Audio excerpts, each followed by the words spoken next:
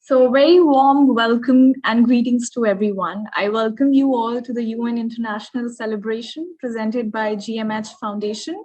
We're all set to start today's panel discussion on building towards a better future with the visionary sustainable developmental goals.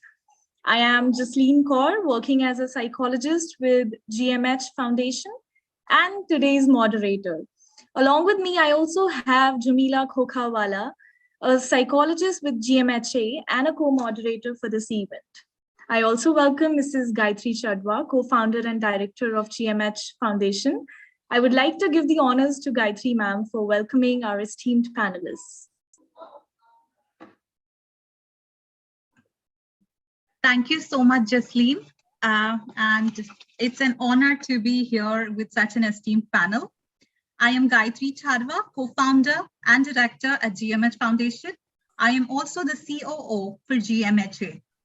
And it's a pleasure to be here on today's panel discussion on building towards a better future with visionary SDG goals on the occasion of United Nations Day. UN Day is celebrated each year on the 24th of October to mark the anniversary when the UN Charter came into being. And when we speak of the United Nations, we all speak about the SDGs or the Sustainable Development Goals. And these goals are what are called as global goals. The 17 goals altogether are what are planned to be achieved by the year 2030. And I am very proud to say that our both organizations, GMHA as well as GMH Foundation, are working towards 9 out of these 17 goals. And we are striving hard to establish these goals tirelessly. I'm really grateful to our team, our founder and chairperson, Ms. Mansi Dholakia, and my esteemed team of psychologists who has been working and supporting us throughout. GMHA was established to create an awareness about mental health and with a vision to educate the youth of tomorrow. This is the youth that will form the societies, and we had a vision to make mental health a priority and not let it be an option. With this vision that Mansi started, today I am proud to say that we've addressed more than 35,000 students across India and abroad to create awareness about anxiety, depression, emotional intelligence, and many other topics related to mental health. We are proud to say that we have achieved the goals number 3, number 4 of quality education, mental health and well-being for all, as well as reducing the inequalities, gender equality through all the work that GMHA has put up in the last 1.5 years. We also founded GMH Foundation with a vision to educate, empower, and enlighten the societies.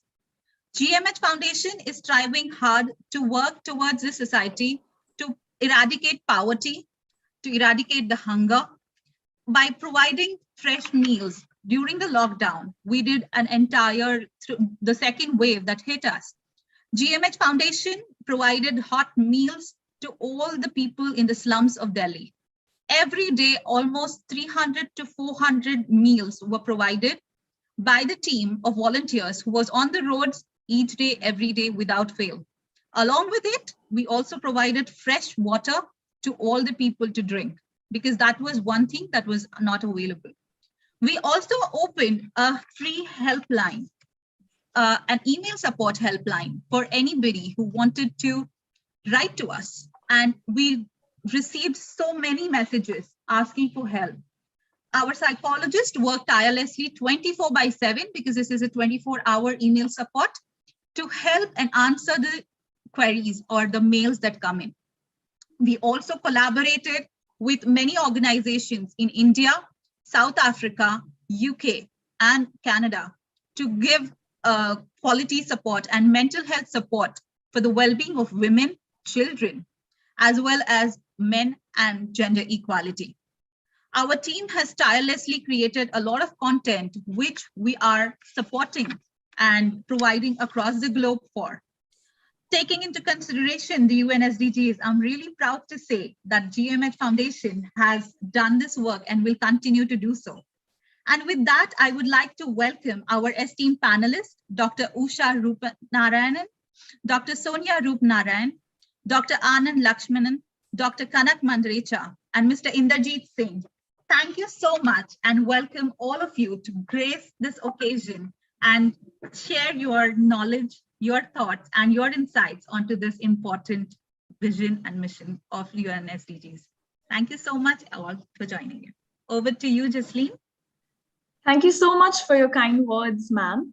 In effort to celebrate the various contributions by our esteemed panelists for the day, I would like to take this opportunity to light this room with their brief introductions. So our first panelist of the day, Dr. Usha Roopnarayan. She's a speaker, empowerment activist, and the founder of Power to Empower, helping to challenge the inequalities in the society. She's also the former member of parliament in the National Assembly of South Africa. Her contributions as a shadow minister of health in KZN legislature and a board member of NELMS and TKZN are truly inspiring. She also peer-reviewed scientific journals and herself published many articles. We welcome you, ma'am. The next panelist for the day is Dr. Sonia Roopnarayan. She is currently a business entrepreneur, co-founder and country director of Power to Empower, an NGO foundation which is based on the principles of emancipation, education, and empathy. She's an experienced doctor of psychology with a demonstrated history of working in the mental health care industry, skilled in crisis intervention, family therapy, clinical supervision, psychological assessment, and research. Her healthcare services are focused on psychometric testing and counseling. We welcome you, ma'am. It's an honor to have you. The next panelist for the day is Dr. Kanak Mandrecha. Dr. Kanak is the Global Peace Ambassador and Principal Consultant at Dr. Kanak Mandrecha and Associates. He's also he's the only Excellence Director and Advisor in UAE who has supported 43 large and reputed organizations from different 25 industrial sectors in UAE, and to also win 95 prestigious excellence awards in UAE during the last 20 years. His notable leadership contributions to business excellence, human development movement is truly inspiring. With total 40 years of experience, he is a world-class leader, professional in business excellence, building and holding a long list of experiences in sectors from healthcare, education, logistics, to nuclear energy and waste processing. It's a really honor for us to have you, sir. Thank you for joining us. The next panelist for the day, Mr. Inderjeet Singh. Mr. Inderjeet is a UN consultant. He's recently awarded as the Global Leader 2021 and listed as one of the 11 world influencers in 2020. He was also the airport director, chief executive of Indira Gandhi Airport, New Delhi, and the chairman of committees dealing with airport security, facilitation, environmental issues. In his years of experience, he has progressively held the posts of head of the departments of planning, overseas engineering, consultancy, and commercial services. He's actively associated in the AAI's airport consulting assignments throughout around the globe. He served as the sector consultant, project leader with the International Civil Aviation Organization in the development of airport infrastructure projects. It's truly an honor to have you, sir. We welcome you. The last panelist of the day, Dr. Anand Lakshmanan. Dr. Anand Lakshmanan is a strategic leader with technical and management expertise in the areas of telecommunication, computing, and related technologies with a doctorate in engineering, and also holding global expertise in technology, business, consulting, management, and operations. Dr. Anand has traveled and collaborated with teams in US, Europe, and the APAC regions of engineering, of innovative product lines to market-specific goals and being a part of the customer success stories across geographies and adaptations to multi-site cultures. More recently, Dr. Anand is also involved in designing and delivering courses as a faculty in an institution of national repute and designing and creating technical contents for the online learning. It's truly an honor to have you, sir. We welcome you. I would now like to ask Jamila to take over and start with the conversation and the discussion for the day. Thank you. Thank you, Jasleen, for introducing everyone. I'm Jamila, and I have to say it's an honor for me to be moderating this session. I'm really looking forward to speaking to each one of you and learning from you. So without taking more time, I'd like to start with Dr. Usha. So Dr. Usha, my question to you is, as the founder of Power to Empower, whose main aim is reducing inequalities in society, what do you think are the challenges we face? And also, what are the challenges we face when we talk about the stigma around mental health?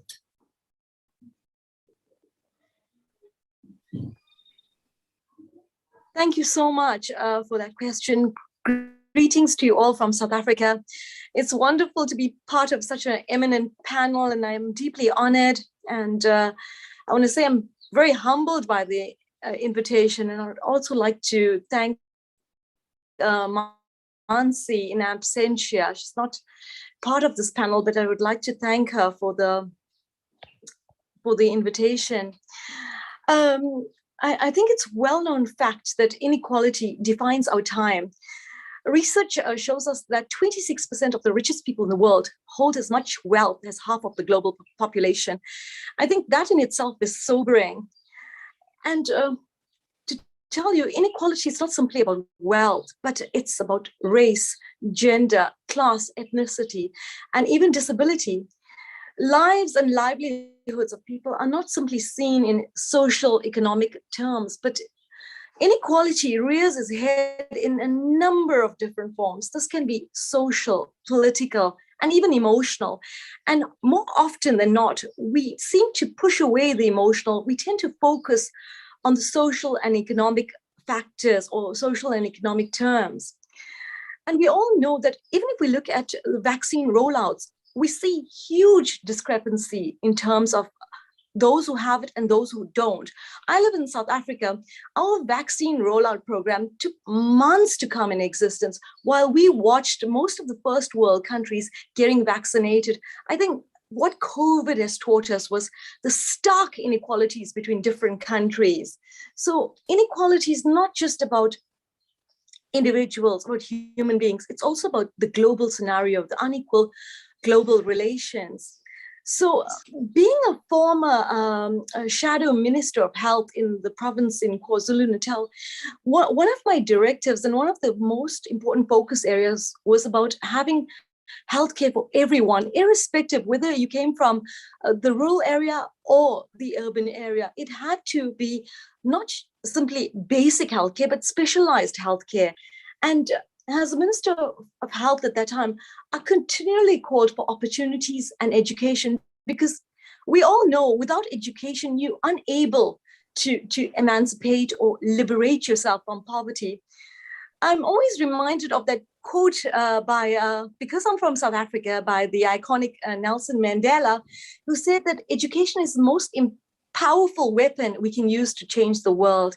And I believe that seeing this around the world, we know it's education and technology now, because these are the two great enablers that can either divide us or unify us.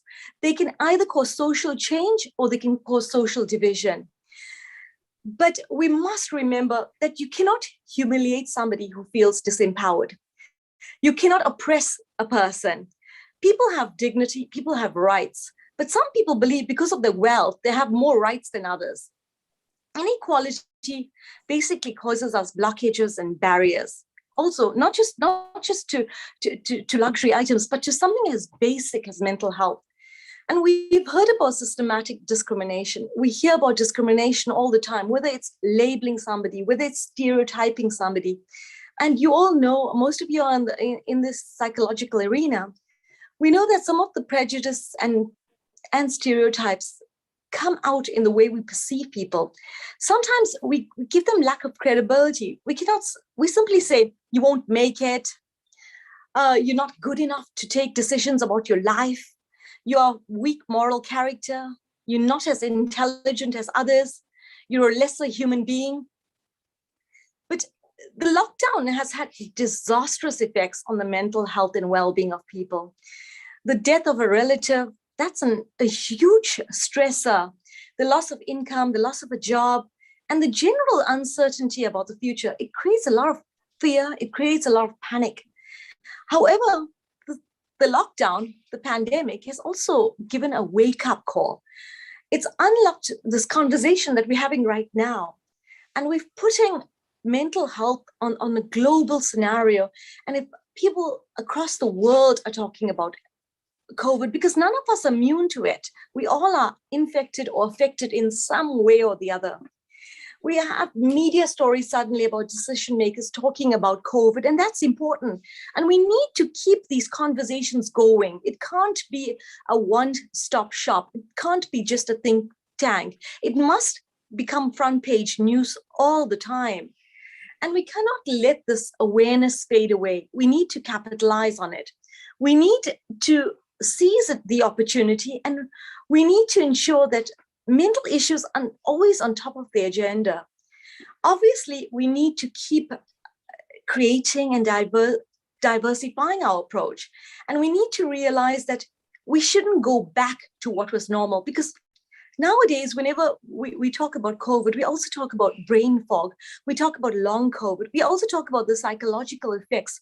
For the first time, a pandemic has brought on board the psychological trauma that it creates. And I think this is what we must capitalize on. This is the new normal that we need to capitalize on. And discussing mental health should become normal, like how we discuss heart disease, how we discuss reproductive health. It should become something very normal. So access to counseling, to critical mental health care can take on many forms. It doesn't just have to be a therapist and a patient, but it can be social worker, it can be helplines, it can be, the community, the schooling. It can take on a number, attentive listening. And we can also provide support. And I think also using social media platforms, that's critical. And we should not be afraid of the vulnerabilities when we seek to support people and when we seek to make them stronger. We shouldn't expose their vulnerabilities. I think that's critical. For me, mental health must be a priority. Empathy, fellowship, justice, respect are just words, are just convictions. We have to make sure that these beliefs begin to transform the world. But how do we do that?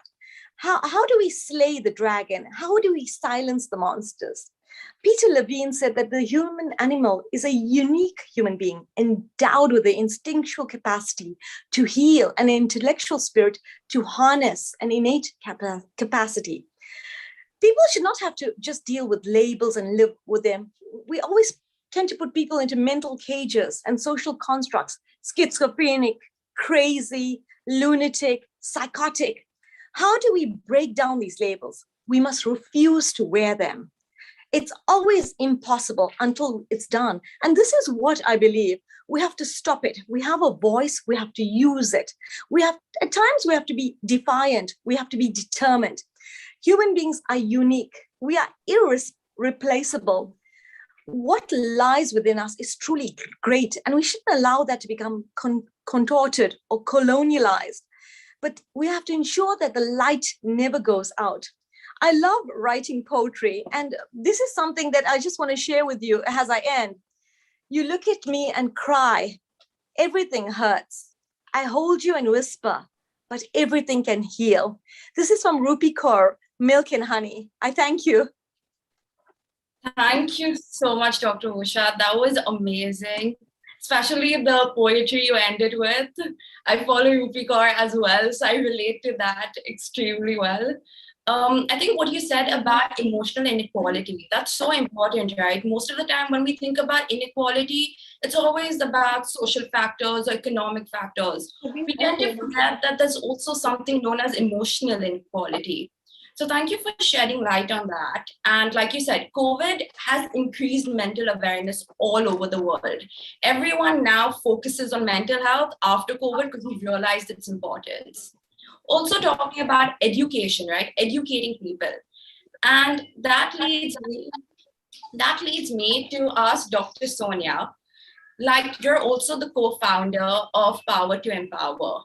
And when we talk about Power to Empower, it's an NGO that focuses on the principles of education, emancipation, and empathy.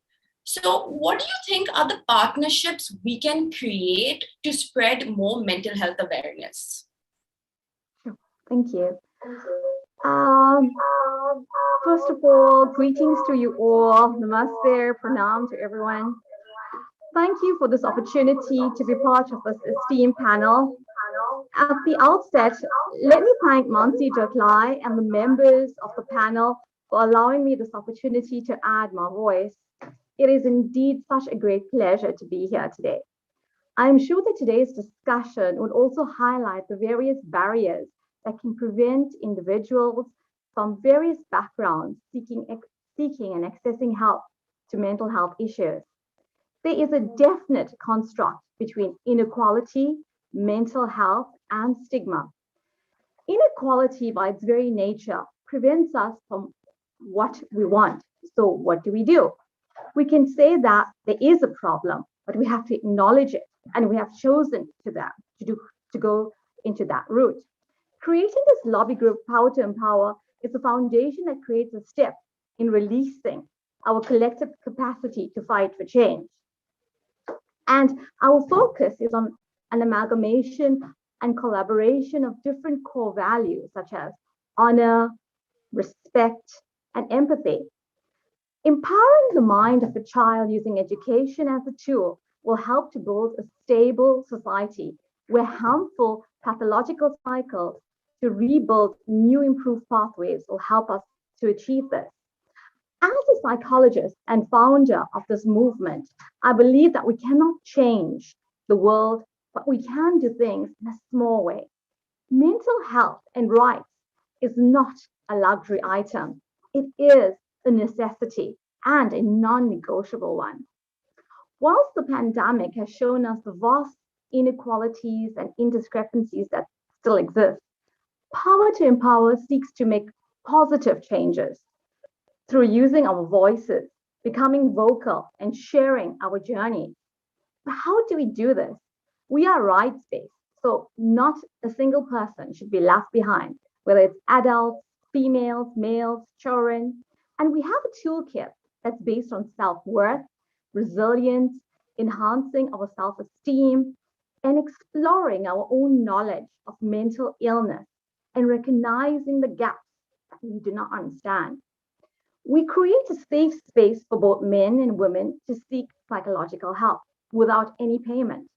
We create a positive mental health with the objective to creating empowerment and training. We also have what you call a Speak Your Mind project, a safe space where you vent and verbalize. We ensure that individuals do not feel isolated, afraid, impaired, or ashamed because of the stigma of mental illness. We work to strengthen the capacity of our networks for the provision of psychosocial support. We deconstruct and demystify the myths, the stigmas, and the stereotypes.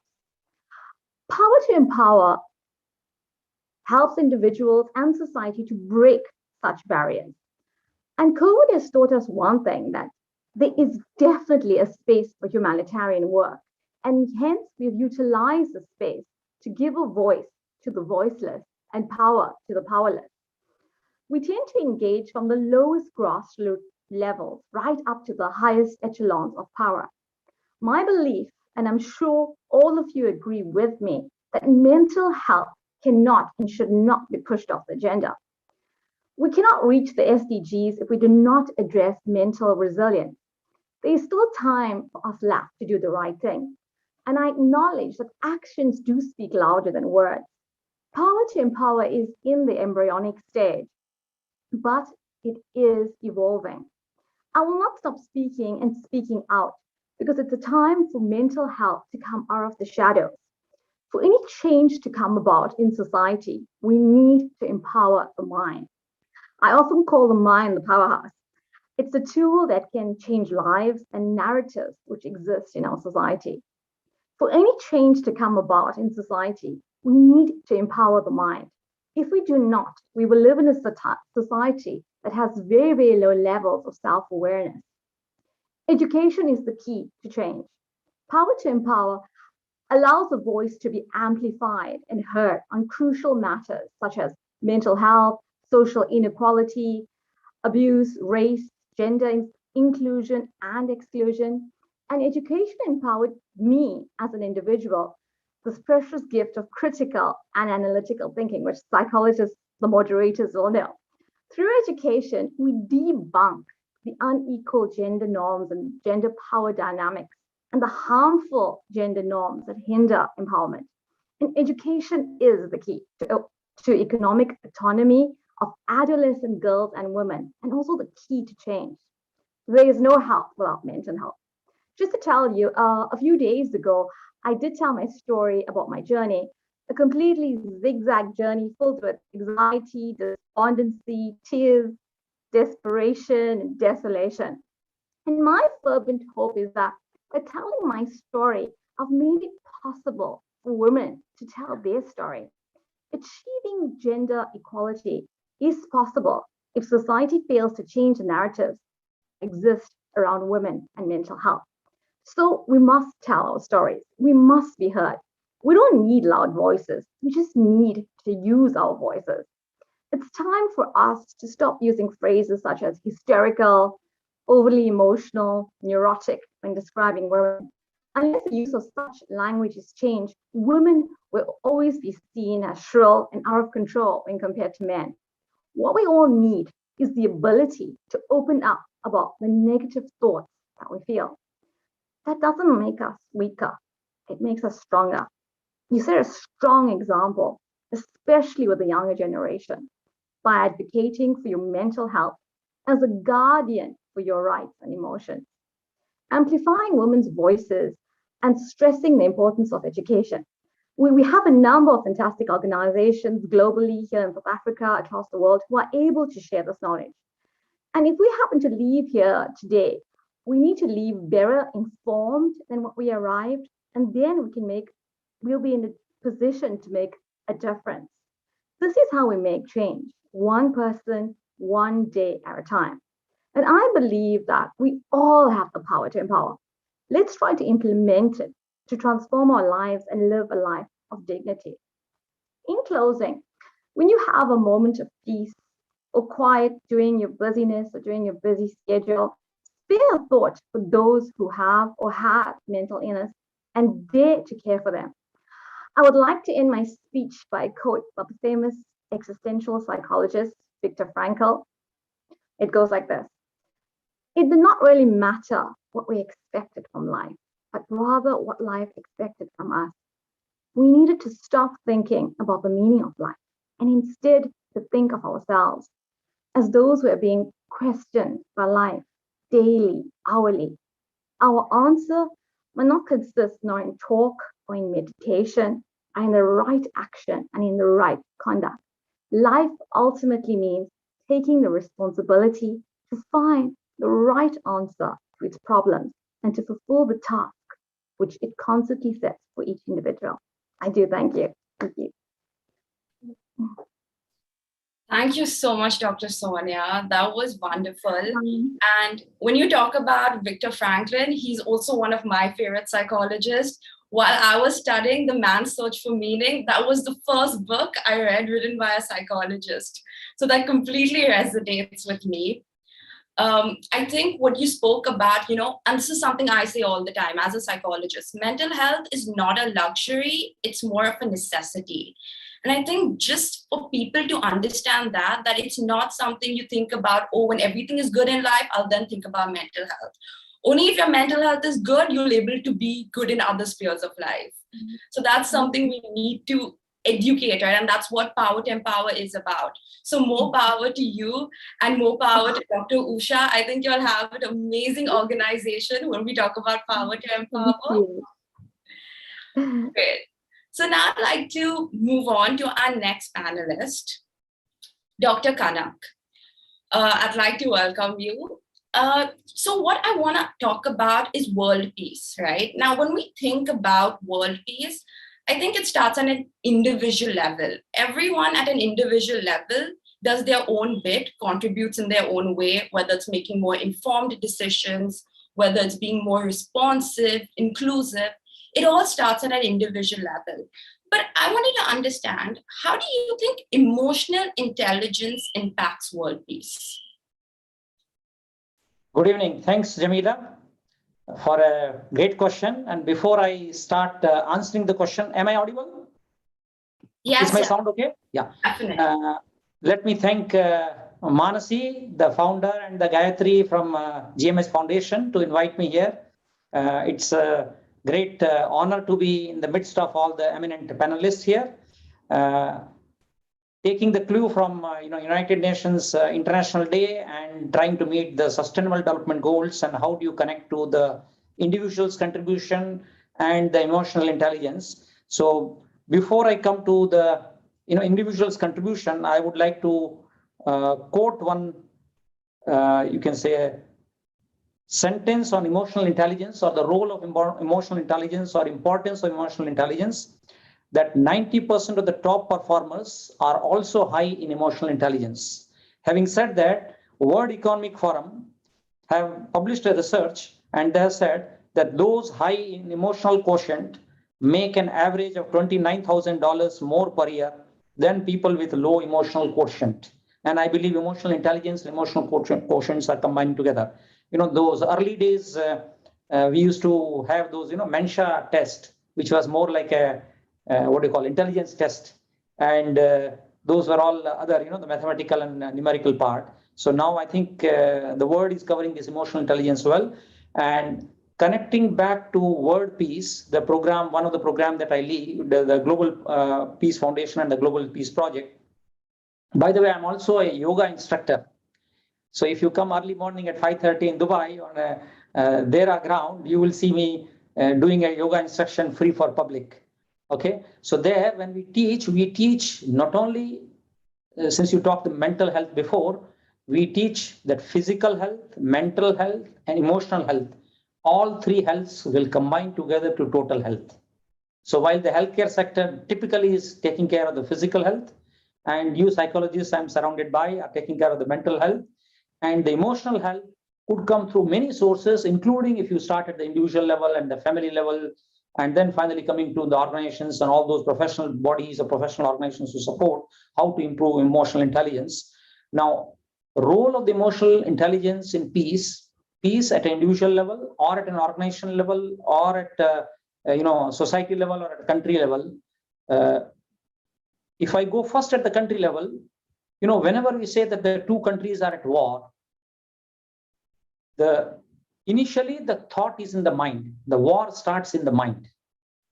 Okay, so the two countries president or two countries or who are the military leaders, first they decide, this is too much. I can't tolerate this. I'm superior than him or her or this country or that country, or I'm large or I'm developed or I'm not this or I'm that. Now that is on the country level. So the war starts in the mind. Similarly, if you come at the individual level, we would definitely like that first, before you make the countries peaceful, we would definitely like each individual to be peaceful. When you say peaceful, first, mentally peaceful with himself or herself. So if I close my eye, I'm not listening to anybody, I'm not seeing anybody, I'm not with anybody, I must be peaceful with myself. Okay, that's the first part. Then comes if you're living in a family of 2, 3, or 4, depending on nuclear family or the other family, bigger family, then you should be peaceful within the family. And then you go to the organizations, when you go for work, you must be peaceful there. Now, I want to quote one incident here. If some guy is very smart, okay, a board meeting is going on. I'm taking a corporate example. A board meeting is going on. If I want the board meeting to derail, board meeting is typically 1 to 2 hours. If I want a board meeting to derail, I just make a stupid statement in the meeting. I just say, you people are discussing issues which are stupid, or you people are having stupid argument. This is enough to just speak 2 sentences, stupid issue and stupid arguments. I think out of the 10 board members or 8 board members, I think chances are that 30% or 40% board members will lose their cool. And the board meeting has already got, sidetracked. So now what will happen is that organization's next 2 months' future is gone. Only one small mistake has happened. I made a small statement. Maybe I had no intention to do this, but I just made a small statement and everything is gone. So the importance of emotional intelligence, to keep in mind that there are others around us.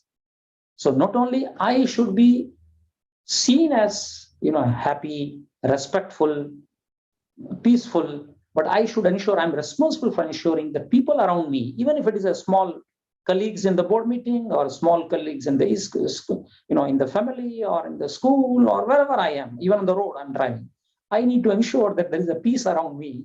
So if I'm in the car, the peace within the car, outside the car, on the low lanes, if I'm in a exam invigilator, if you're talking about education, everybody has to make their small contribution. And emotional intelligence, inclusiveness, ensuring respect to each other, maintaining smile, positive attitude, confidence. So all this will ensure that each individual has to be peaceful. Before we talk to family to be peaceful, organization to be peaceful, city, state, country, or the world to be peaceful. So the peace appear to be, just very simple words. United Nations is making a significant contribution in this. Now, what we want is each of us are responsible to make individual contribution.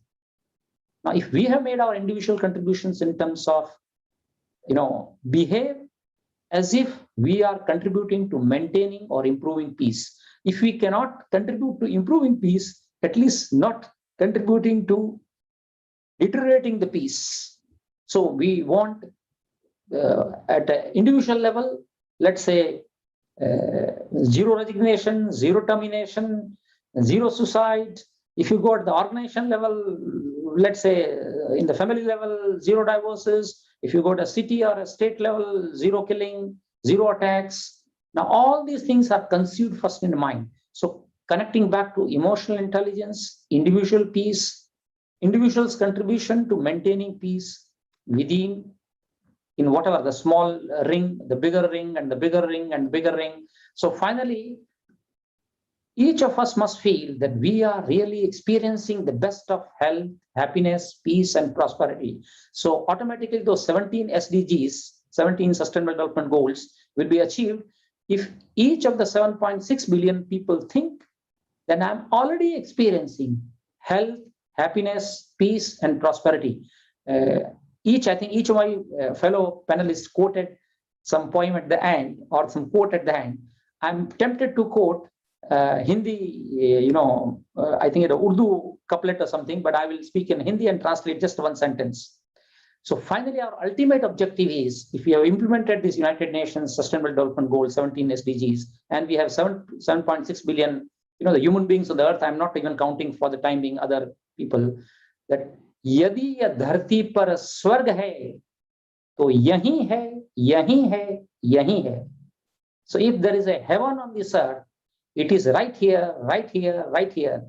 We don't have to, die and experience heaven in the next birth or next, or I'll wait for $6 billion bank balance or $1 billion bank balance, and then I'll be in heaven. I want to experience, if this panel discussion is on, I must experience the best of health, happiness, peace, and prosperity right here. So it is not an hourly performance monitoring. It is every second, every minute. And nobody else is the evaluator of this emotional intelligence or peace or any other indicators. I myself have to give a certificate to myself. I am really enjoying this panel discussion. Not only I'm making learning, but it is adding to my health, happiness, peace, and prosperity. In that case, we have created the best workplaces, the best employer, best workplaces, best small villages or cities or states or country. If I go back, let's say 50 years back, I studied in a school where I had paid a fees, which if I talk now, I think you will not be able to imagine. In a primary school, first standard is a village government school. First standard, the fees is 0. Second standard, the fees is 0. Third standard is 1 rupee per year. Fourth standard is 2 rupee per year. And fifth standard is 2 rupee per year. That means total 5 years of my education, I did it in 5 rupees. Thanks to the Indian government or whatever the system or whatever, finally we have to utilize that mechanism what government has offered, be happy with it, get the most out of it, and ensure that we make our contribution. Government did what they could. Let's make our contribution to the peace. I think with this I will end. Thank you so much once again. Wish you all the best. Thank you. Thank you so much, Dr. Kanak. In fact, what you were just telling me regarding the educational system where it was 1, 2, 3 rupees per year, I remember my mother telling me the same thing, that when she was in school, her fees was 7 rupees for 7th grade, 8 rupees for 8th grade. So I remember her telling me this a while ago. And when you spoke about how emotional intelligence is so important, in fact, according to the Harvard Business Review, they say that emotional intelligence is twice as important as your IQ or technical skills. So now it's just everyone is realizing its importance. And the great part is it's not a genetic thing, it's not a biological thing. You can learn it as you go ahead in life, which is something that keeps everyone at peace, I guess, talking about peace. Perfect. Thank you so much for your thoughts. And yes, this is something I've been personally working on. I want to be more mindful, live in the moment, instead of thinking about what's going to happen the next 5 years, 10 years, rather make most of my time in the present moment. So this is something I've been working on as I go ahead. So moving on to our next panelist, Dr. Anand. Education is a passion of mine. It's one system that I definitely want to be a part of. And you being in the edutech industry, do you think it's important to involve mental health in the curriculum in schools and colleges? And if yes, how do we do that? How do we go about it? Thank you very much, Jamila, for that very, very valid and relevant question. In fact, before that, I would like to first thank Mansi and your team who have invited me to this illustrious discussion, to be part of this kind of an illustrious panel. So coming back to your question, my answer, if I were to give one word answer, my answer is yes. But then I would like to talk a little bit more on why it's important. Now, if we actually look at it, it is not that the mental issues that we see, which the root cause is probably starts from excess stress, anxiety, and so on. The mental stress, everything, all these things, it does not just do the adult life or the grown-up people. You feel the stress is actually, in fact, what I've heard is that even babies have that stress. They express their stress in different ways. They probably cry it out. But so basically, it's very important to understand that stress is part of our life. It is important to understand the difference between good stress and bad stress. So what do I mean by good stress?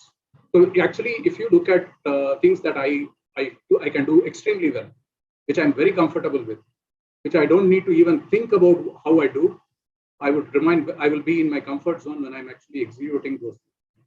The moment I'm challenged, I'm asked to do something which I'm not too comfortable, I'm stepping out of my comfort zone.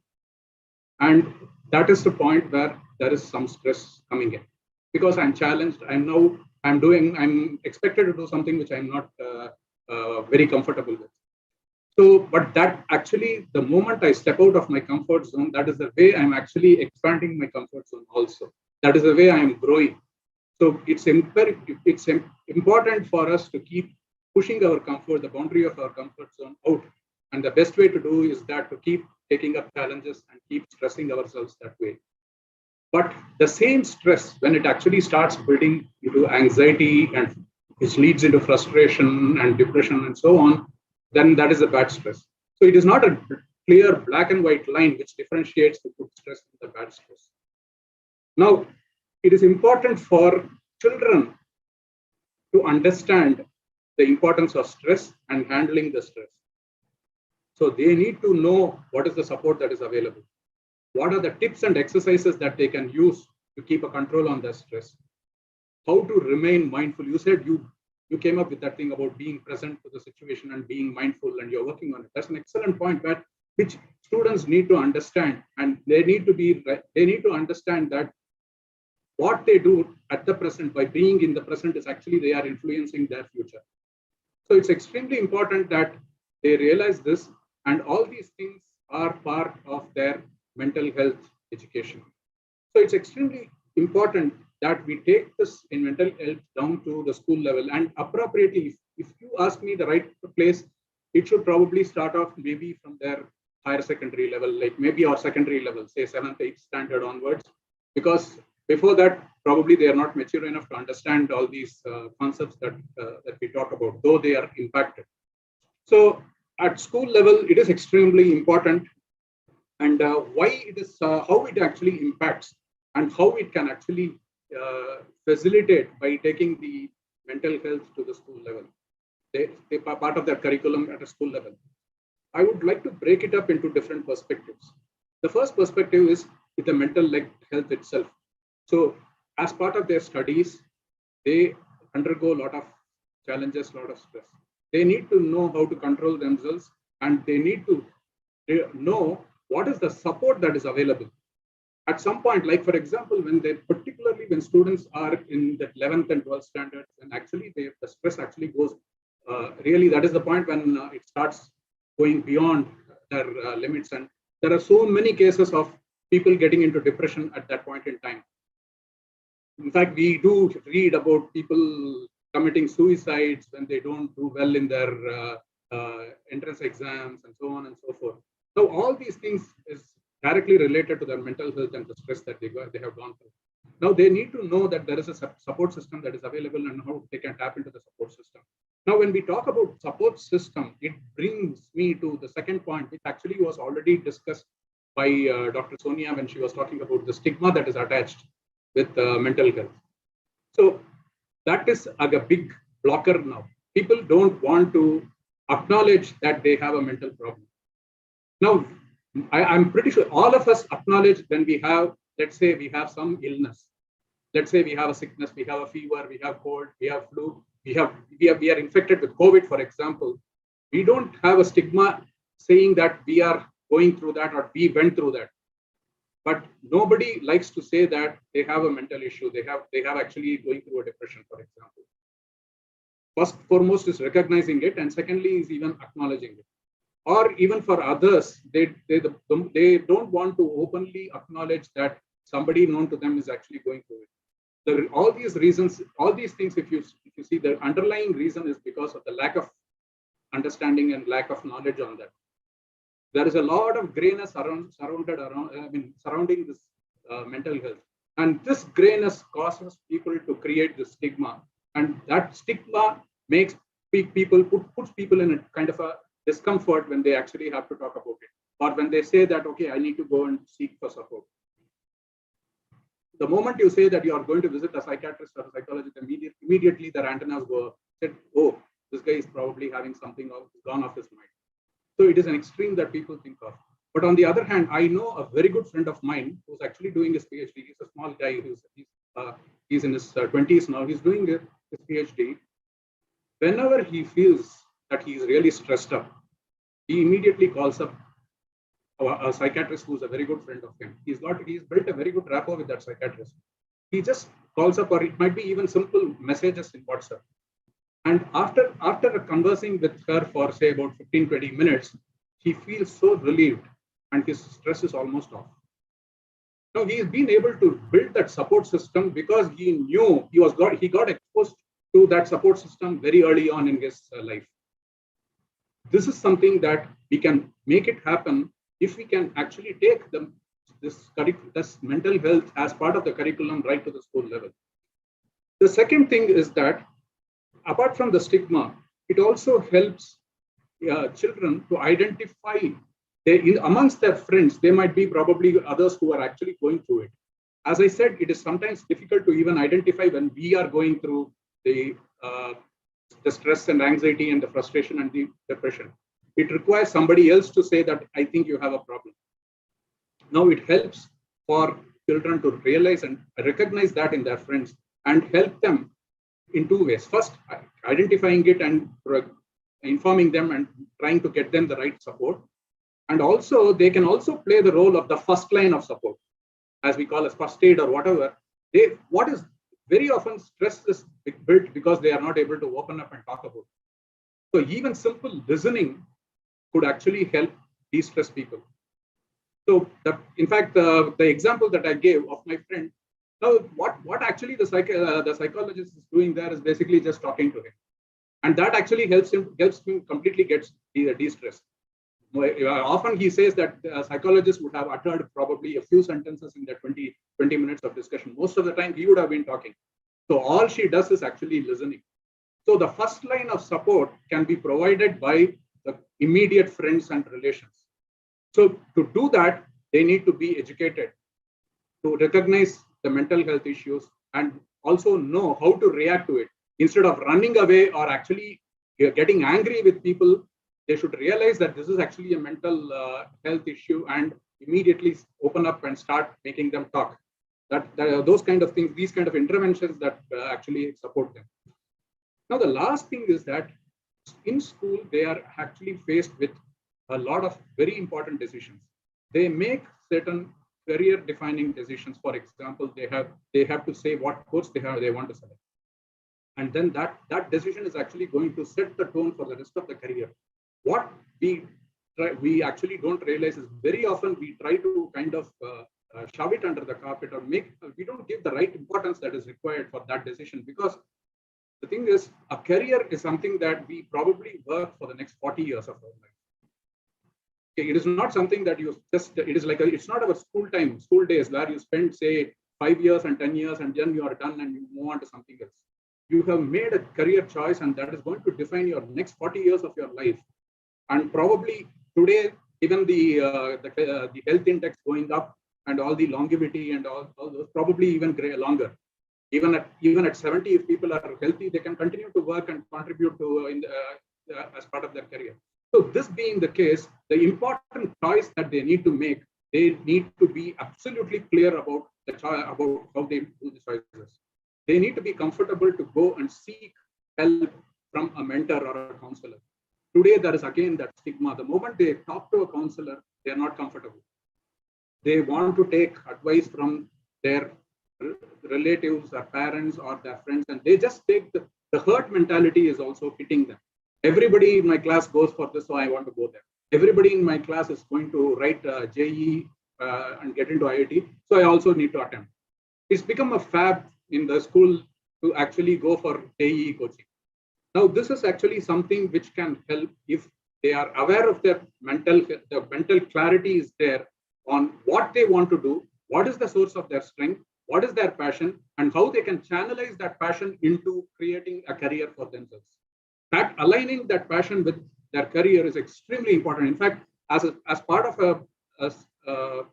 one of the other things that I also do is actually do a lot of career mentoring. So I got into career mentoring only because I saw that people were consistently making wrong decisions. And it was actually that decision that they make, the impact of that decision, they realize only 15, 20 years later. So it is impossible to actually track back. So that being the case, that clarity of that mental state, so they need to be absolutely clear and they need to be in a state where they are able to think in the right way and take the right decision. So this again requires them to be aware of their mental health and consciously control their mental health in a way that they will be able to do the right things. Now, if you look at all these things are relevant, and we are talking about something which the students, and I'm talking at students level. Every student need to be realizing this, and every student need to be knowing their strength that they have inside them. actually going back to the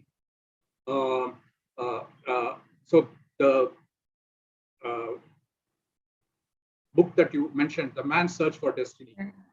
It's an excellent book, outstanding book, where he talks about how powerful our subconscious mind really is, how well you can actually keep yourself alive under certain extremely trying circumstances. And it is only that health, the quality of the mental health, which actually helps him survive and come out of that whatever he went through, the concentration camp. Now, all these things basically clearly points that how important mental health is towards education. So it is very important that we give a formal structure. Unfortunately, we give formal structure everywhere, be it a technical thing, a science or a thing. But the moment somebody is not able to focus or concentrate, we label them as actually not concentrating enough or not doing enough. And then if it becomes a little bit more severe, then we start labeling them by calling them dyslexic and so on and so forth. But actually, what are they? They are all certain lack of certain mental behavior, or the mental health is actually the lack of that strength in their mental health that is showing up in some ways. Now, if we can actually create certain exercises where they are able to build that focus and strength in their concentration and everything at an early on stage, then probably we would probably have much less problems of these natures later on in life. So it's extremely important that we recognize this whole thing, that linkage with the education, and bring it into the core education system. In fact, more important than studying of mathematics and physics, I would say that this should start first. This is important, as everybody should know that their communication, that native language and ability to communicate with people, mental health, knowledge of mental health is also as important. I would like to just close it with re-quoting what Dr.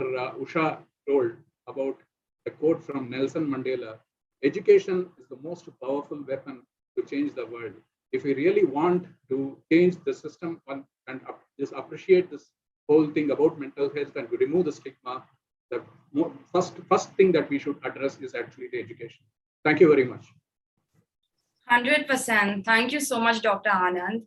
In fact, like I said earlier, education is a passion of mine. So even when I'm in my therapy sessions and I'm conducting psychotherapy, psychoeducation is so important to me.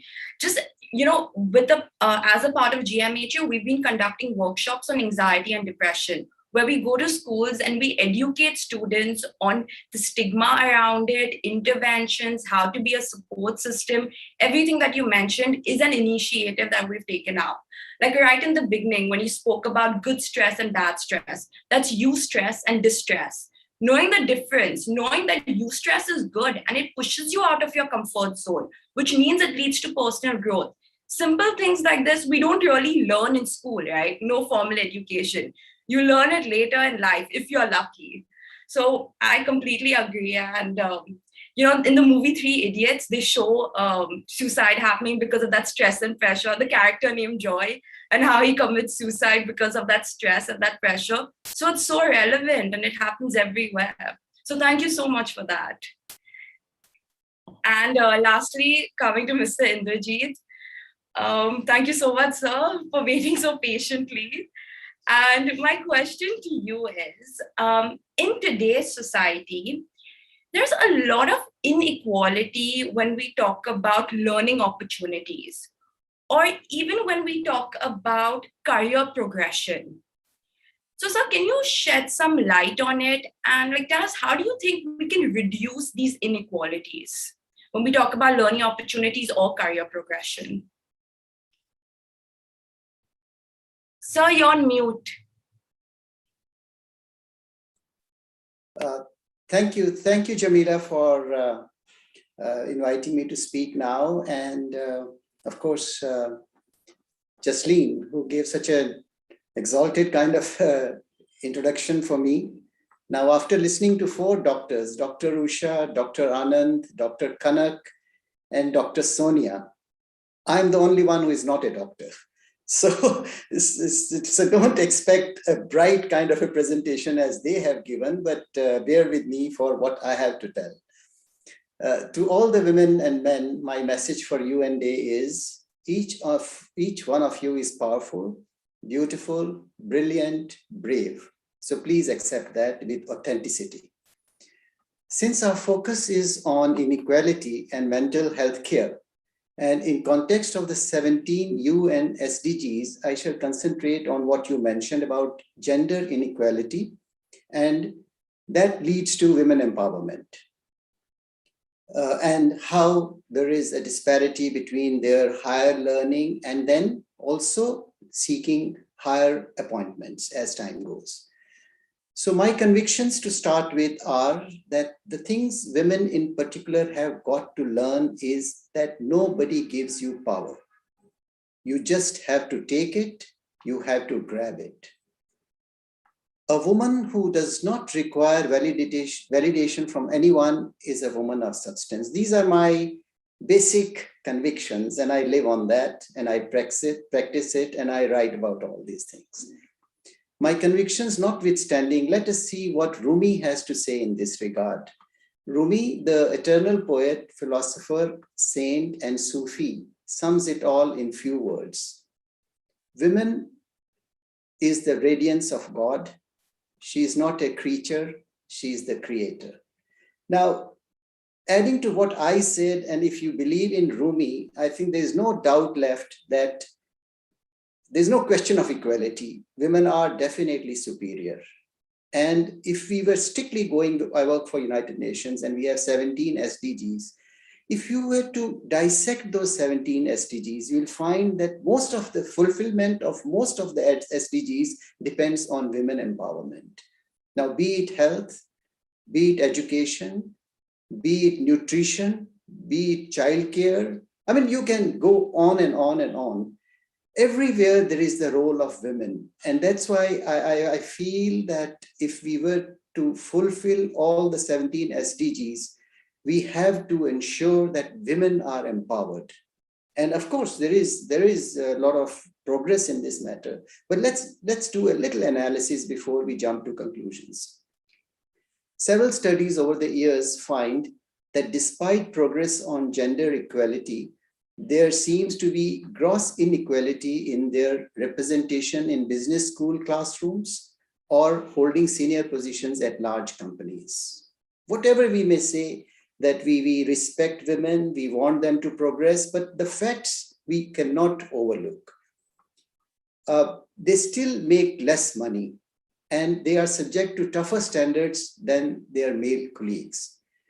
Now, facing the facts, according to Standard & Poor, S&P, a company well known around the world as a creator of financial market indices and a major data source, indicates the percentage of women in top management positions at S&P 500 firms has risen only slightly during the last 2 decades, from 1.6% in 1992 to 8.7% in 2011.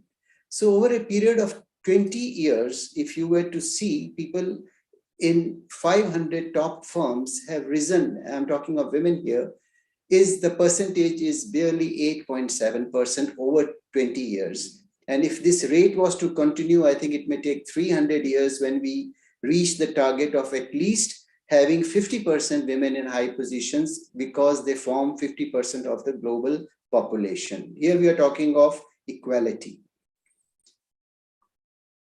Dr. Usha would know very well that women as head of states, as of September 2021, there are 26 women serving as heads of state or governments in 24 countries. Only in 24 countries you have the heads of states or heads of governments as women. And what about the rest? 170 countries, if you were to take 200 countries globally. So if we were to go at this pace, it may take up to 170 years more to reach to that parity. I'm not trying to say that men are to be blamed for that. There is something wrong in the system, and I'll come to little later as to how to rectify this kind of a system. Just 10 countries have a woman head of state and 13 countries have a woman head of government among the 200 odd countries worldwide. as far as parliamentarians are concerned, I think they have done very well, because parliamentarians are basically depending on the local population. So in that, I would say there are certain benchmarks which we have to follow. And I was very pleased, being an African, Rwanda has got 61% parliamentarians among their parliament, in their parliament. And hats off to United Arab Emirates, which is so progressive. I had the good privilege of working there for 2 years. They have touched 50%. I mean, this is the kind of a benchmark that we ought to follow all over the world if we were to empower our women. Now, the question comes, you have posed the problems, I have given you the statistics, which are very, very authentic, subject to check. Why women are judged differently than men? That is one question. And why are there so few women in the C-suite, in the highest positions like CEOs and all? Why can't they make it up to that point? I'm sure they are capable, they have the capacity to do it, but what lies behind? Why aren't they able to make it there? Who is pulling them back? So why is this gender bias? So there are 4 ways to get over this hurdle. As I see, I'm sure I'm subject to correction.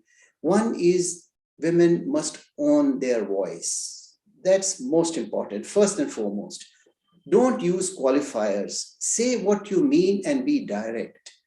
Practice assertive body language. I mean, I have worked in large organizations, an organization where 17,500 people were working, I won't say under me, but with me, towards the success of that company. And I would see that women would accept and take a lot of things which they should not. They would never come forward and say, I deserve it, please give it to me. They would say, okay, fine, there is always another day. You know, this is a typical way of putting it across. I would say there is no another day. It is today. Grab it while you can get it, because you have to demand, you have to command. You don't have to request, you don't have to beg for it if you deserve it. Women tend to lean back. Now, I'm not saying that. Women tend to lean back, says Adrian Diernel. He's the co-founder and CEO of Eurobusiness Media, which is a Paris-based communications firm. And I had the good fortune of listening to his talk when I was studying in Oxford a few years back. He had come to address us on advanced management. So he said, I see female leaders revealing feelings of their lack of legitimacy many a times. They say things like, well, I'm not sure, but I think like that. Maybe, maybe not. Instead, they should say, here is what I think. Here is what I have to say. Now that to me is women empowerment. Instead of saying, well, it's okay, well, maybe yes, maybe no, say, here is what I think, and this is what I have to say, and see the difference. Number 2, speak out. Take every opportunity to educate your peers. Pull them aside or have an open discussion. I mean, men would appreciate if women were to come forward and, like they say, don't demand respect, you should command respect. So don't demand for things, you have to own them. Own your demands, own yourself, and see the miracle that takes place. I mean, we men are always there to help, in the sense, not help, encourage, inspire, because we all have been inspired by women in one way or the other, be it a sister, a mother, a wife, a girlfriend, or whatever. I mean, they all come and inspire you in some way or the other. So we owe that back to them. Another thing which is most pertinent for women, I would say, rise together. Be a champion for other women. It's difficult, I know that. Recommend, hire and mentor them. Help build each other up. Don't see a competition in another woman. Because as they say, behind every successful man, there is a woman. As per an African proverb, it says, behind a successful woman, there is not a man. There is a tribe of women. So here the dices have changed. Behind a successful man, there could possibly be a woman, but behind a successful woman, there is a tribe of women. So on a lighter vein, when we dress up and go out, we dress up depending on the weather or the situation, the climate, and accordingly we dress up and go. Or we are going to play golf, we get into our casuals. If it's a little formal get together, we wear something worthwhile. On the other side, you have women who have to select what suits them best, what fits them best, what accentuates their particular aspect, what diminishes something that they feel is wrong. And above all that, they have to think who all are invited and who is going to wear what. So I have to compete. I would say don't compete, complement each other. I'm sure women may not agree with me, but this is a man's way of looking at it.